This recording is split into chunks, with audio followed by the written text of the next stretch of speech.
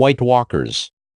The White Walkers are an ancient race of humanoid ice creatures, who come from the far north of Westeros. Believed by many to be legends, they have returned and have been seen by several sworn brothers of the Night's Watch and countless wildlings, though few living south of the Wall seem to believe they still exist and are a threat. The White Walkers are thousands of years old, from the time preceding the Age of Heroes. Born of powerful and untested magic, they were created to protect the children of the forest from the first men, who had waged war on them ever since they had arrived from Essos. However, the White Walkers eventually broke free of the children's control and became the most feared creatures in Westeros, posing a threat to anything living. 8,000 years before Robert's Rebellion, the longest winter in history fell on the entire world, which lasted a whole generation. In the darkness and cold of the long night, the White Walkers descended upon Westeros from the far north, killing all in their path and reanimating the dead as whites to fight in their armies. Eventually, the people of Westeros rallied against the men, in a conflict known as the War for the Dawn, defeated the White Walkers and drove them back into the frozen far north.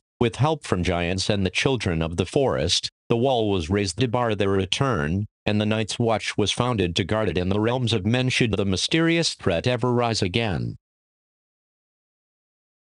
Although the White Walkers have faded into legend over the centuries, disturbing reports began to reach the Night's Watch, just before the outbreak of the War of the Five Kings. The return of the Walkers was confirmed during the great ranging undertaken by Lord Commander Jeor Mormont, and by an unprecedented attack by the White Army on the wildling settlement of Hardhome. Despite pleas for support from the Night's Watch, the rest of the Seven Kingdoms have turned a blind eye to the return of the Walkers, as they remain embroiled in their own civil war, and most do not believe that they exist or ever existed, much like giants and children of the forest, who have also faded into legend.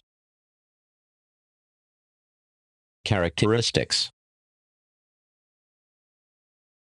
While having an overall humanoid appearance, White Walkers differ greatly from humans. They are taller than humans and have long wispy white hair and also commonly a white beard. They have pale gray-white skin which is sinewy and stretched out across their frames, giving them a somewhat gaunt, sinewy, and mummified appearance despite their overall bulky size. White Walkers are much stronger than humans and are capable of sending large men reeling back several feet with a single blow. Their most notable trait, however, is their glowing blue eyes. A second type of White Walker, revealed at the end of the episode Oathkeeper, also exists, which may form some sort of ruling or priestly caste. Their number is unknown, and they are immediately distinguishable from their cohorts by icy horns around their heads, resembling a crown of ice. Although seen so far, all wear black armor of unknown material. These new White Walkers are apparently led by the Night King, the overall leader and first of the White Walkers. The Night King possesses the power to make ordinary humans into White Walkers if he can get to them in their infancy,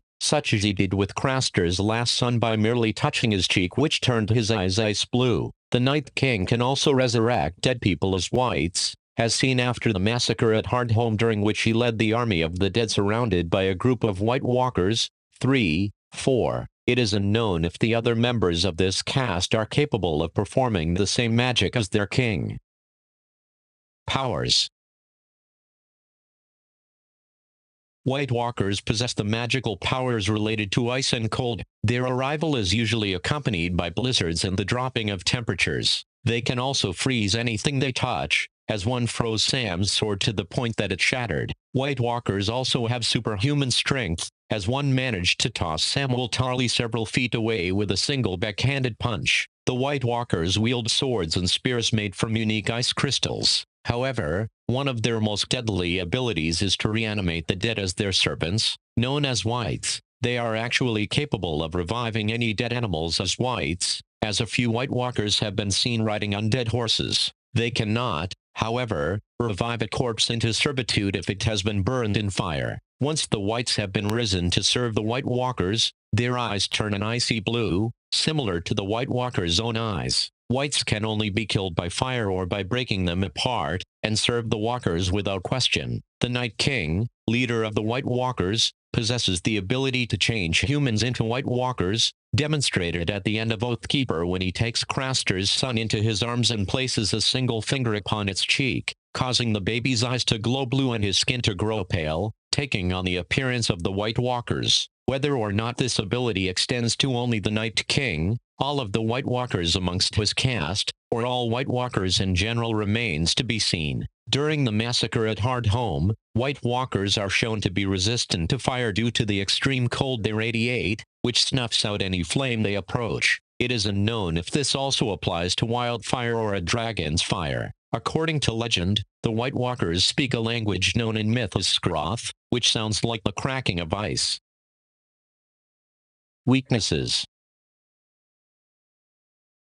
The only known weakness that the White Walkers have shown thus far is that they are killed instantly when struck with weapons made of Dragonglass or Valyrian steel. Upon being stabbed by Dragonglass, a White Walker's body will begin to freeze into ice from the point at which it was stabbed, causing the Walker great pain. Finally, it will begin to crack and fall apart, as its now icy body shatters until there is nothing left but powder. Valyrian steel has much the same effect, but works much more rapidly, shattering White Walkers with a single blow. Valyrian steel is also capable of parrying White Walker weapons, unlike normal steel, which shatters on contact.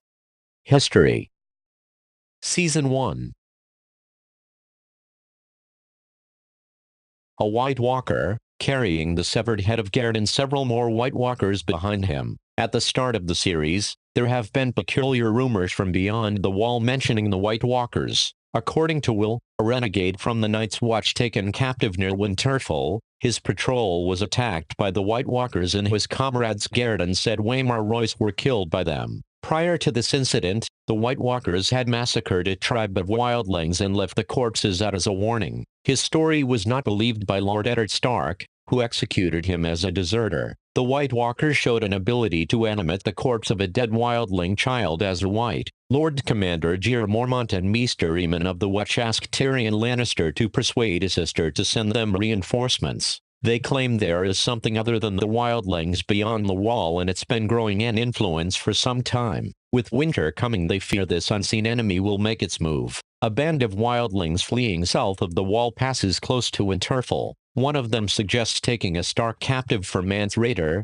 the king beyond the wall, but the others refuse to return north due to the dangers posed by the White Walkers, instead asserting they should head as far south as possible. Osha, one of the wildlings taken prisoner at Winterfell, reveals to the Stark household that she and her companions were fleeing south to escape the Walkers. She also reveals the Walkers are nocturnal and sleep in the day and hunt at night. When her words are dismissed by Maester Luwin due to the belief the Walkers are long dead, she reveals that they were only sleeping and they're not sleeping now. The bodies of several rangers are discovered a short distance north of the wall and are identified as Night's Watchmen who have been missing for weeks. Despite this, Sam notes that the bodies show no signs of rot and appear in perfect condition. Later that evening, one of the bodies reanimates as a white and attempts to attack the masters. The creature is stopped when Jon discovers the creature's weakness is fire. After disposing of the remaining bodies, Sam tells Jon that he read that only the touch of a White Walker could do what they have seen tonight. A worried Sam notes the weakness of the Night's Watch, and if the White Walkers decide to come in force then they are in real trouble.